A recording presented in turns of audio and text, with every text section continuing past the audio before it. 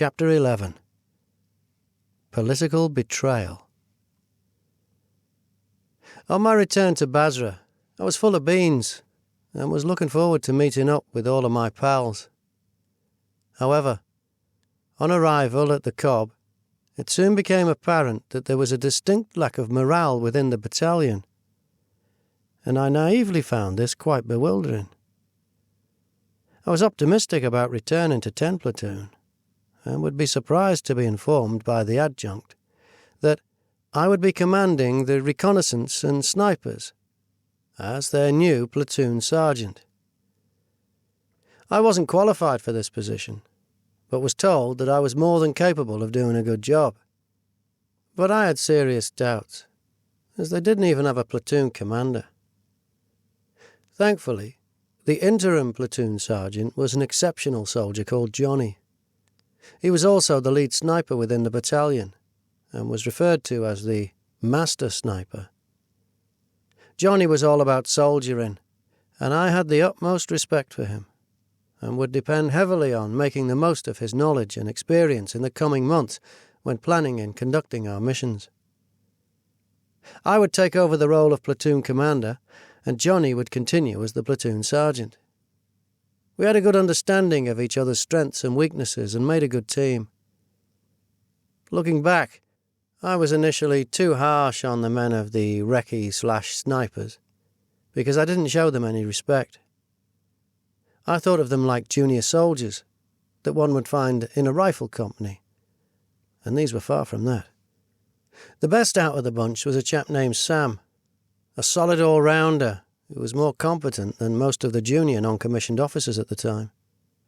I would have to adapt my command style to get the most out of these soldiers, and mistakes were made along the way. I decided that all of our patrol planning would be incorporated around the long-range assets of the snipers, and the remaining Recce soldiers would be re-employed as heavy support gun groups. This worked quite well for us. Most of our patrols began once nightfall was upon us. Then we would be dropped off by helicopter. But the choppers would perform 6 to 7 dummy drops so that the insurgents would not know exactly where we were. Deception was the key, as we were always being watched. Next, we would lay firm for 15 minutes before continuing on foot to our desired target area, before generally liaising with warriors to be returned to our base the following day. Some patrols would be longer, and this depended on what operational intelligence was available at the time. However, we didn't need any intelligence reports to know that we never could trust the Iraqi police force. And on patrol, this was more than evident. Our helicopter was on its 2nd or 3rd dummy drop when I'd noticed that an Iraqi police car had put on its emergency lights in our previous dummy drop-off location. We were the next drop, so I asked the pilot to delay as we observed from above. Yet again, this police car followed the helicopter, and yet again set off its emergency lights. It was immediately obvious that these police officers were signalling the insurgents in the city about our patrol locations, as we were only a few miles from the outskirts, vulnerable in the middle of the open desert. I gave the signal to the pilot to land in a new location, and we all went firm in all-around defence. I called Sam to my position and told him to put a belt of 200 rounds on his machine gun, and if the police car approached, or if it put on its emergency lights, that he was to treat it as hostile and engage with all of those rounds. Additionally, if we were to come under mortar fire, he was to engage the police car. Fortunately, the car never pursued us, and an international incident was avoided.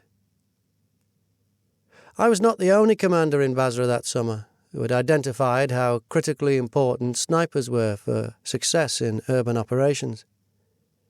As such, the snipers were often in high demand and would be loaned out to the hotspots, such as Basra Palace.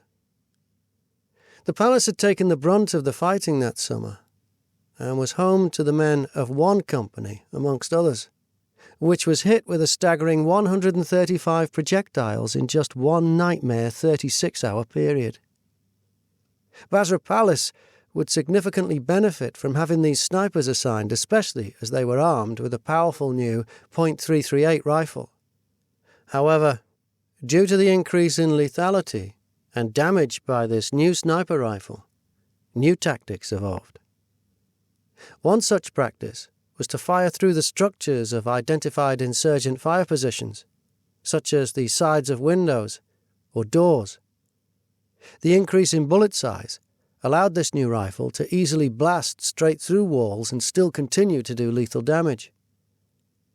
This was successfully implemented on many occasions and was witnessed by a defence reporter who was at Basra Palace.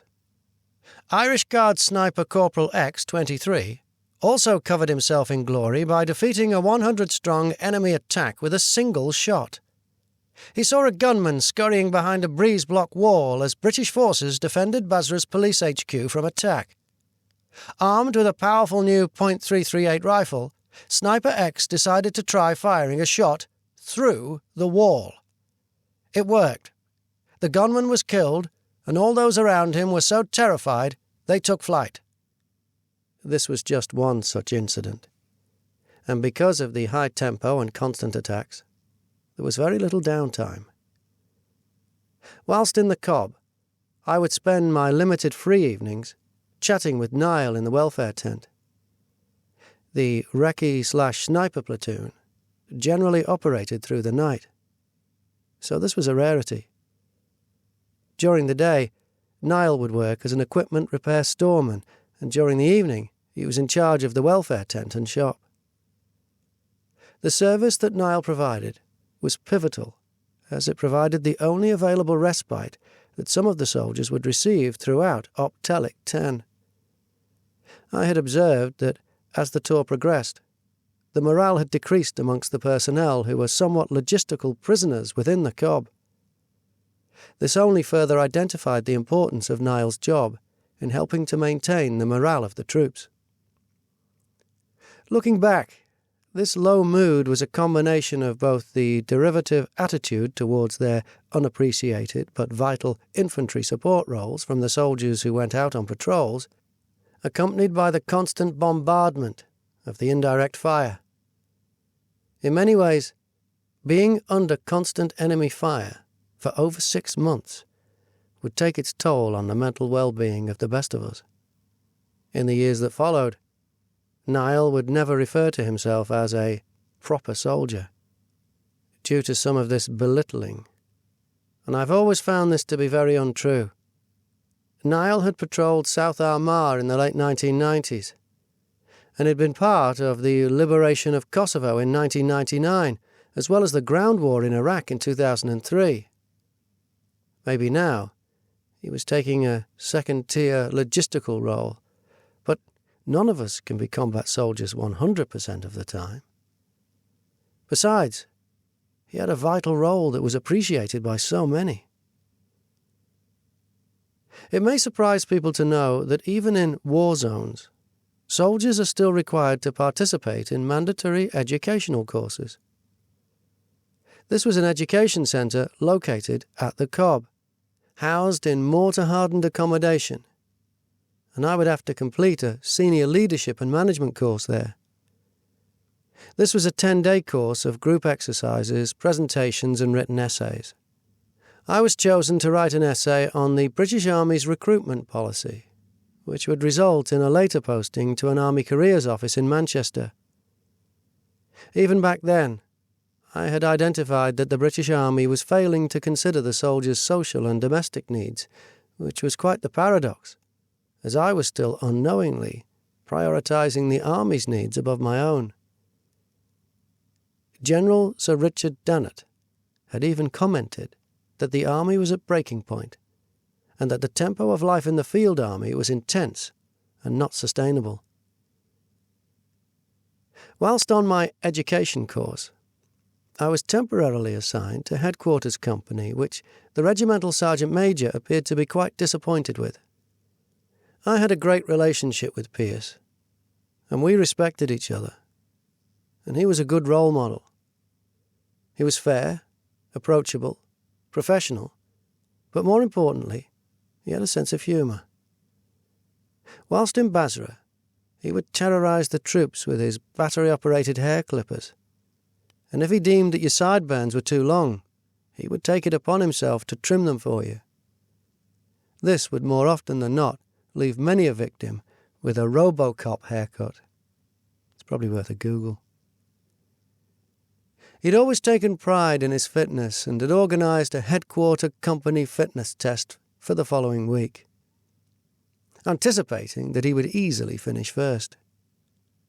Well, that was until I was encouraged to participate. I was 10 years younger than Pierce, and I knew that I was faster over the 1.5 miles, so schemed a plan to thwart him.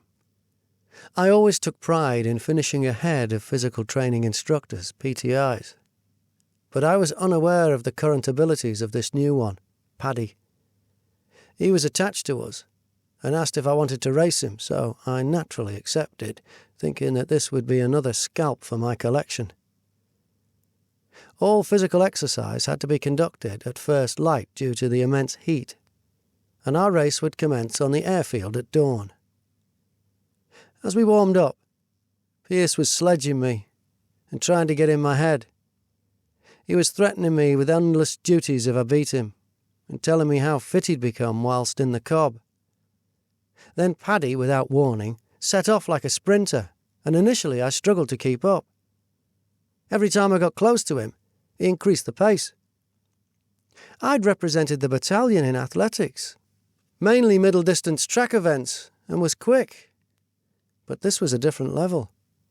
I dug deep and overtook Paddy the PTI, but found myself struggling to keep up the pace.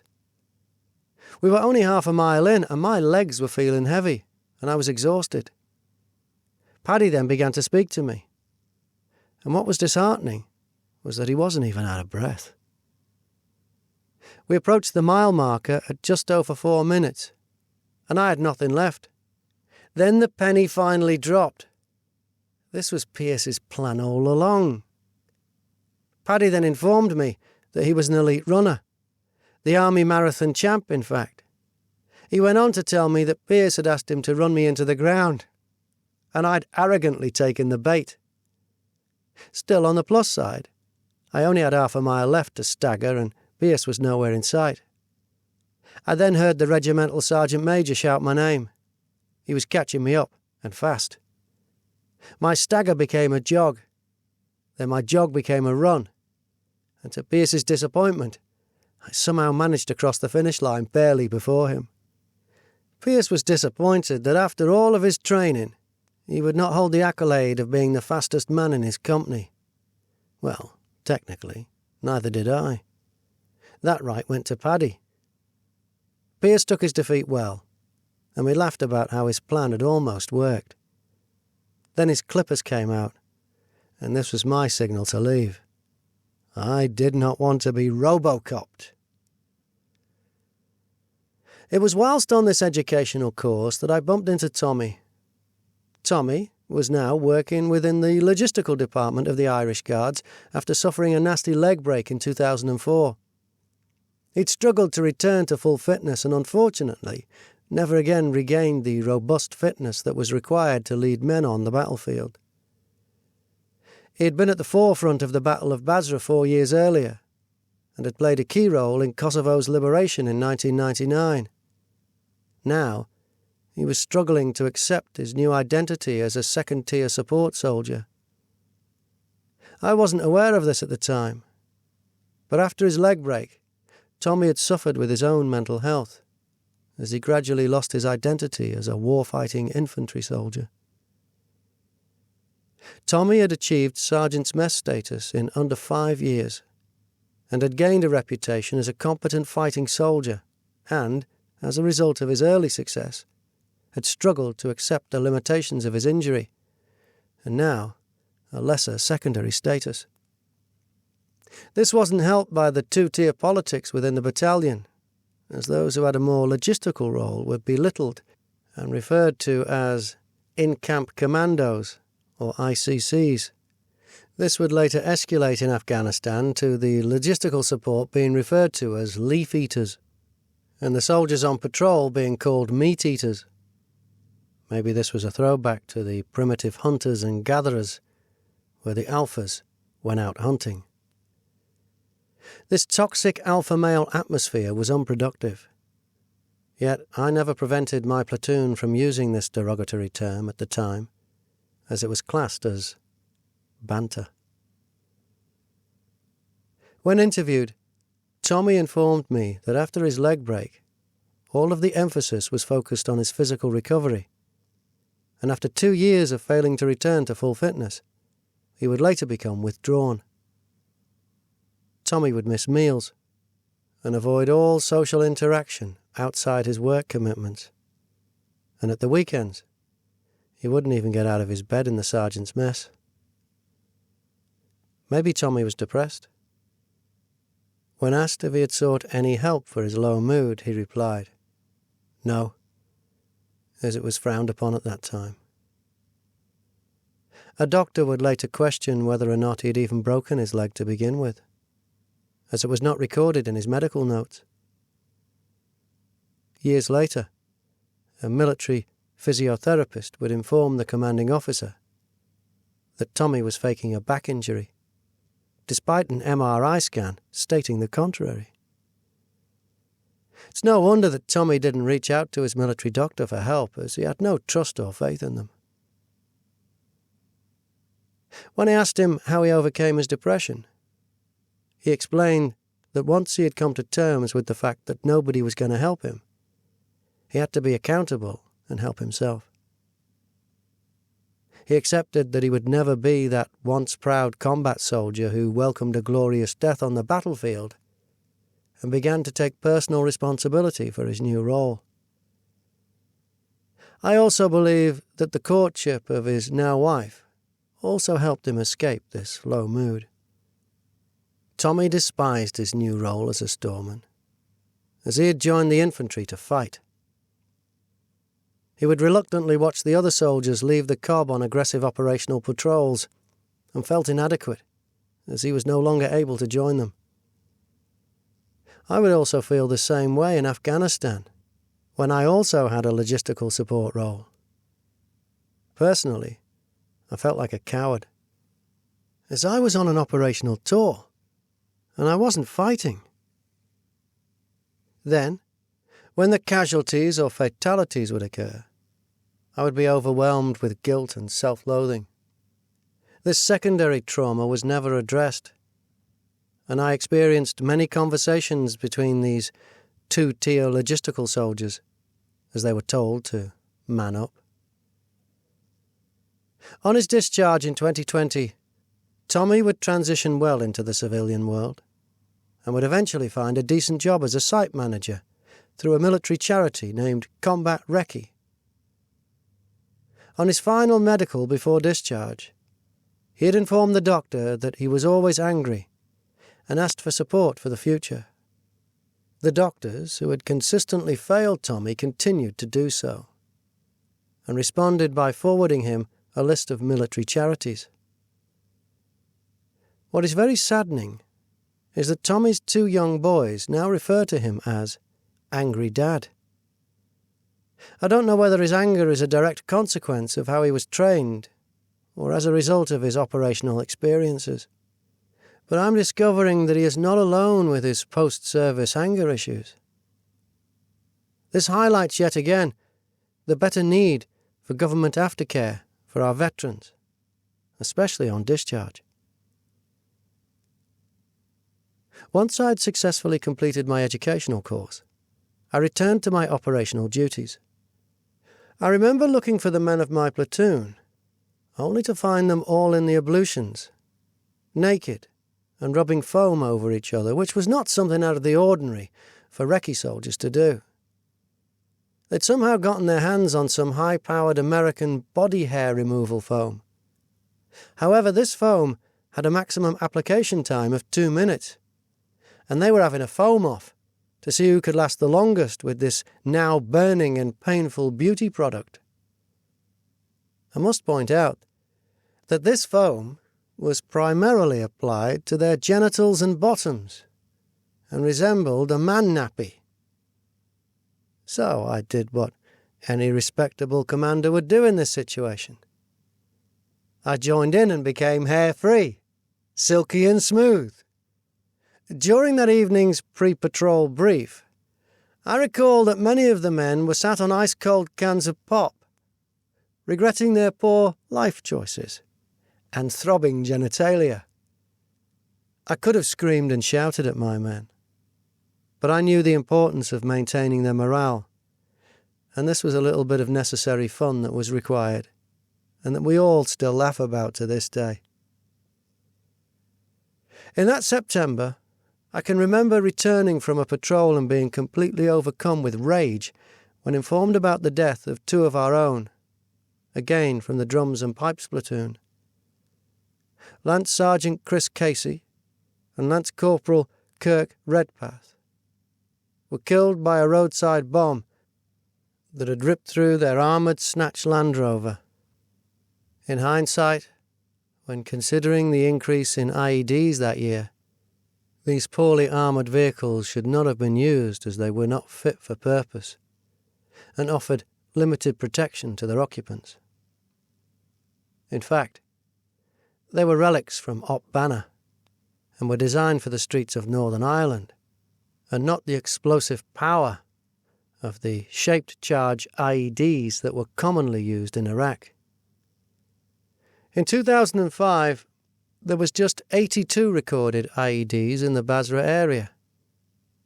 This would increase to 169 in 2006. And, in our time on Optelic 10, an IED was recorded almost daily, with 296 recorded in 2007. Whilst I was in Baghdad, our US Humvee vehicles had been up-armoured twice to counter the IED threat. Soldier G would comment that the British Army was always under-sourced and poorly equipped, and judging by the continued use of these poorly armoured vehicles, I completely agree with him. Furthermore, we were reactive rather than proactive to the perceived threat.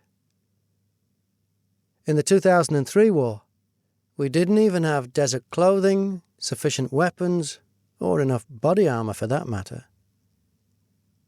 Bearing this in mind, I cannot help but feel that these deaths should have been prevented, and, as a result, these vehicles were retired shortly afterwards. The Mahdi Army and other insurgent groups would get very creative with their IEDs. In Baghdad, suicide bombers and vehicle-borne improvised explosive devices, VBIEDs, were commonly used, but in Basra they were more sophisticated and tended to stray away from suicide martyrdom and favoured victim-operated devices. Due to the advances in technology, the traditional preferred method of triggering IEDs, such as command wires and mobile phones, would be refuted by British electrical countermeasures, ECM equipment. After all, the British had experience from their 30 years of counter-terrorism operations in Northern Ireland, and had tactical protocols already in place to protect its soldiers. This would push the envelope farther, and the insurgents would get even more creative by incorporating complex passive infrared devices to detonate sophisticated explosive-formed projectile-shaped charges. The basic pressure pad would be rarely used in Iraq, but would be utilised with deadly efficiency in the years to come in Afghanistan. In the months from March to August 2007, IEDs would be responsible for the 368 coalition deaths in Iraq and 90 deaths in the May of that same year. Soldier G and the members of 4 Platoon were the quick reaction force and were the first on the scene after the IED had occurred. They'd arrived in the heavily armoured Mastiff trucks that were purpose-built for the modern IED threat, and these were almost indestructible. Soldier G recalls that once they'd dismounted, the casualties and bodies of our fallen brothers were being flown back to the Cobb by helicopter. It was their job to secure the site, and relieved the men of the drums and pipes platoon. At this stage, the patrol was barely functioning due to the loss of their command element, including their platoon commander, with many of the drums and pipes going into shock. The men of 4 platoon secured the perimeter, which would then allow the drums and pipes to safely return to the cob. They would later find the firing mechanism, and this was a basic command wire that was less than 200 metres away. I recall angrily barging in to see the commanding officer in the aftermath of this event, and in no uncertain terms told him that we are fighting a defensive war and needed some offensive action to raise the morale of the troops. We were all hurting, and at this time I wasn't really concerned about the larger political picture and the agreed handover from British troops in Basra to the militia, the Mahdi army. All I wanted was revenge, and had suggested that my Recce/sniper platoon be allowed to aggressively hunt the insurgent IED teams who had killed my brothers. This was a turning point mentally for me, as I'd previously thought that I was returning to Iraq to die. However, I was now solely focused on hunting down those accountable for the death of my fellow Irish Guardsmen. I wanted vengeance. Regrettably, my proposal was not welcomed, and I was referred to as a hooligan. Then I was reminded that my request went totally against our mission, and I did the rounds to be shouted at by everyone in a more senior position than myself. In reflection, I did have the audacity to attempt to advise the commanding officer on how to do his job. Therefore, these rollickings were rightfully deserved. I'd never stopped to think about how everyone else was feeling. I was fortunate to have been in Baghdad for almost 4 months, whereas the majority of the soldiers in the Cobb had been at the mercy of daily bombardments of rockets, artillery and mortar fire. This had gradually taken its toll on everyone stationed there. Everyone was on edge, and the morale was non-existent. In the week that followed, my platoon was tasked with providing protection for a logistical resupply patrol to Kuwait. This was referred to as Op Sheffield, and not only would we be accompanied by some of the drums and pipes who were in the IED attack a week prior, but we would also be travelling along the same route. Furthermore, we would be travelling in the same snatch Land Rovers, and as we approached the location where the final IED attack had occurred, the scorch marks of the IED attack visibly remained. I can still recollect a fellow sergeant's mess member talking us through the incident in a complete ghost-like daze as we approached. One thing stood out, though, and that was the courage and bravery of the men from the drums and pipes platoon. I can only imagine how difficult this patrol would have been for them, and in hindsight, they were grieving the loss of their brothers, and should never have been put on this patrol to begin with. They were numb, empty vessels. No counselling or respite was ever conducted, and they would have to man up and continue to soldier on. Trauma Risk Management, TRIM, would be trialled by the Royal Marines in 2006 and 2007. This scheme would allow low-level commanders to be trained to notice and manage the signs of battlefield trauma. This would include identifying and managing potentially traumatized soldiers after a battlefield incident had occurred. They would then be offered immediate support and treatment. The Ministry of Defence would describe this practice as being a tool to assist commanders in discharging their responsibilities for managing stress in traumatic circumstances. This statement from JSP 770, which outlines the protocols for the operational welfare of tri-service personnel, comes across as callous. In my experience, TRIM was just a paper exercise that was never implemented or followed up correctly. or as Soldier G blatantly put it, trim was an umbrella. In an article by the JR Army Med, it is stated that from an organisational perspective, there is also evidence that it may benefit organisational efficiency.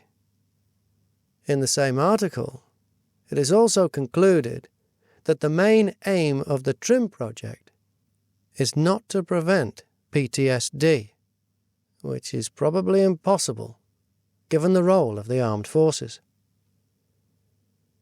After reading both JSP articles and interviewing soldiers who have been through the TRIM process, it is evident that the Army's needs were always prioritised over the soldiers' mental well-being throughout the mid-2000s when our armed forces were overstretched. This is further supported by the leaked memo from General Lord Richard Dannett, when he warned that the Army had virtually all its units either mobilised or preparing for operations in Iraq and Afghanistan.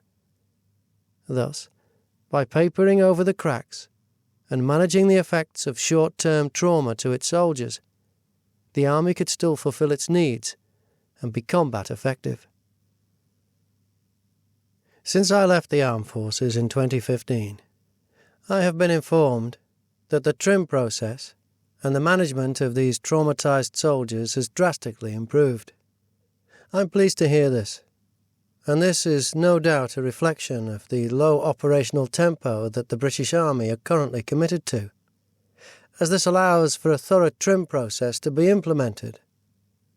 However, in the future, I genuinely hope that the lessons from my generation are taken into consideration, as a significant proportion of my brethren seem to struggle with their own mental health.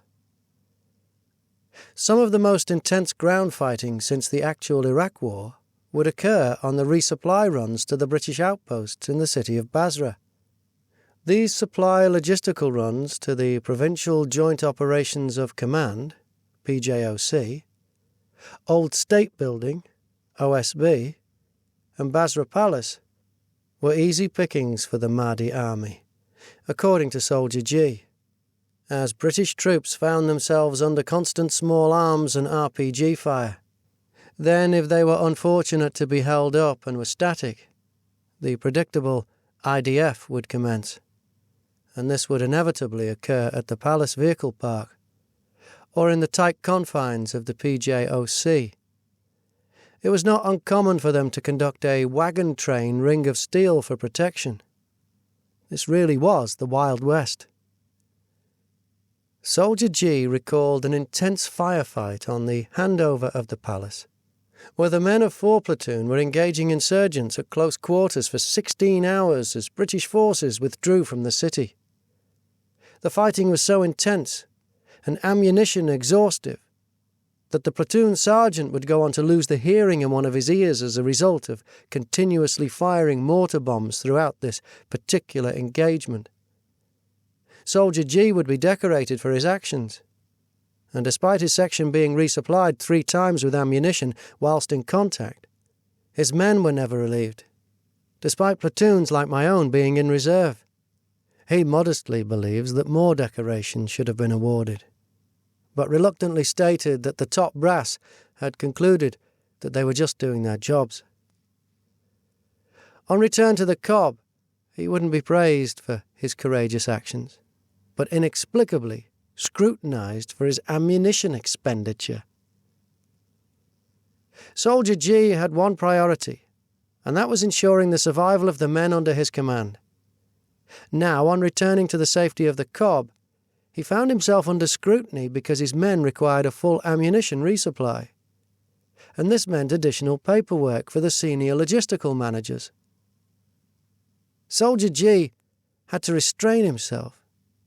He'd done his job to an exceptional high standard, in trying and demanding circumstances, and by some miracle had survived. He was exhausted, frustrated, and angry, but was a soldier, and told himself to respect the chain of command. On his return to the Cobb, Soldier G had just 3 rounds left in his magazine. From this day forward, Soldier G despised all of those in logistical support roles, and I believe that the operational stress from his ammunition trial, from his perspective, was more traumatic than the actual 16-hour firefight. Soldier G was a skilled junior commander, and in the 2003 war, he had gained vast combat experience and was highly respected by his peers. He has what he describes as a Spartan mentality. You protect the man on your right. No support towards 4 platoons' mental health or well-being was given. In fact, scrutinizing Soldier G's brave battlefield actions only further exacerbated the operational stress that all of the soldiers in the COB were under. It is evident that the senior logistical manager had failed Soldier G and the men of 4 Platoon. One must not forget that these are some of the same junior commanders of the late 90s and had a completely different mindset to our generation. We were no longer in Northern Ireland, but for them, it was all they'd known, and they treated it as such. This was a mistake and had a detrimental effect on the morale of all the troops at the COB. Maybe they were envious of Soldier G's actions, or maybe they were simply poor senior commanders. Only they will ever know why they treated the men of 4 Platoon with such contempt. Not long after the handover of Basra to the Mahdi army, the Recce/Sniper Platoon was deployed to Shaiba Airfield to assist No. 4 Company with training the Iraqi security forces. Shaiba was a breath of fresh air compared to the COB and the morale-sucking senior logistical managers who reigned there. Shaiba was rarely attacked. It was nice to see my old pals such as Frank. For the rest of the tour, the majority of my platoon would be stationed at Shaiba, with the exception of the snipers, who would still be in high demand. Much to his disappointment, Frank would not actually win a Victoria Cross. But he did receive a commendation for his work in training the Iraqi army and police force. We would quietly see out the final weeks of Op Telic 10, training the Iraqi security forces in a stress-free environment, despite coming under IDF on several occasions. Once the tour was finally over, we would be flown to Cyprus for 2 days of decompression. This is essentially a couple of days of beach sports and, let us not forget, drinking. For the Recce/Sniper Platoon, we would make good use of our bedsheets and have a toga party. I remember that one of my lads was constantly picking fights with members from another platoon, and when I questioned him to seek out the root of his anger, he turned on me. After he was restrained, he burst into tears and informed us all that his fiancée had left him 2 months prior, and that he had nothing to return home to.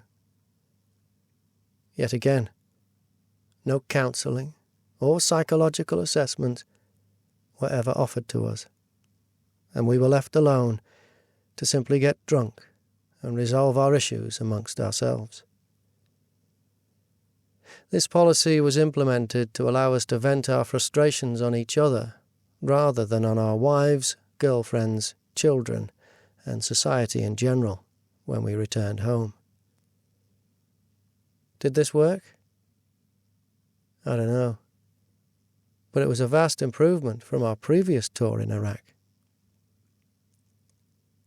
I fundamentally believe that the soldiers stationed in the COB also experienced a traumatic and difficult tour, and their stories are often downplayed and overlooked. They may not have been engaging the insurgents like some of us, and at times this can be perceived as much worse. For over 6 months, they would be on the receiving end of constant rockets, projectiles and mortar fire in a tented camp, whereas the fighting elements were able to escape the IDF prison of the COB, at least whilst on patrol. You were the master of your own fate, rather than waiting for a projectile to hit you at work, or even worse, in your sleep. The poor leadership from the senior logistical commanders, combined with a lack of understanding about the high demands of modern warfare, particularly coin operations, established the foundations for a two-tier split within the battalion.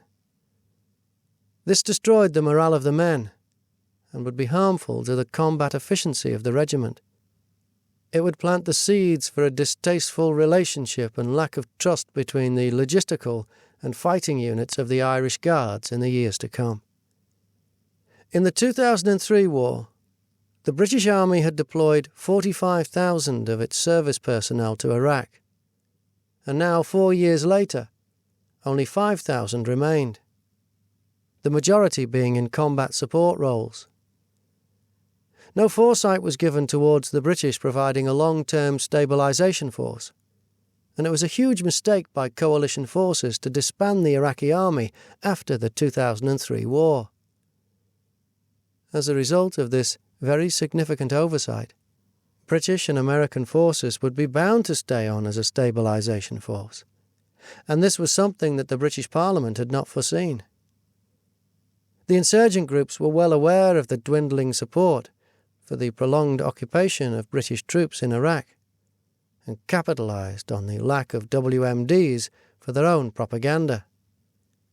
Their rhetoric was that they had successfully forced the British out of Basra, and, from a certain point of view, this is correct. I was deeply saddened once Basra was handed over to the Mahdi army. I thought back to the scenes of jubilation when we'd entered the city in 2003, and the sacrifices that we'd all made. Then I recalled the pride that I'd felt when returning to the same streets and witnessing how vibrant they were. And now, after our withdrawal, the city would gradually become a haven for militia and criminal activity. Rival militia, insurgent factions and criminal gangs would compete for control of Basra's lucrative infrastructure and resources. This was mostly through oil and shipping, and it would appear that my 2 tours of Iraq were a complete waste of time, as we had defeated one dictator, only to hand over the control of Basra to criminal elements, all because the British people lacked the resolve to see the mission through. We had been defeated by the political will of the British people, and this, at the time, felt like a betrayal. However, I had faced my own inner demons. Moreover, I had survived my anticipated and accepted death, and now lacked direction. I lacked purpose.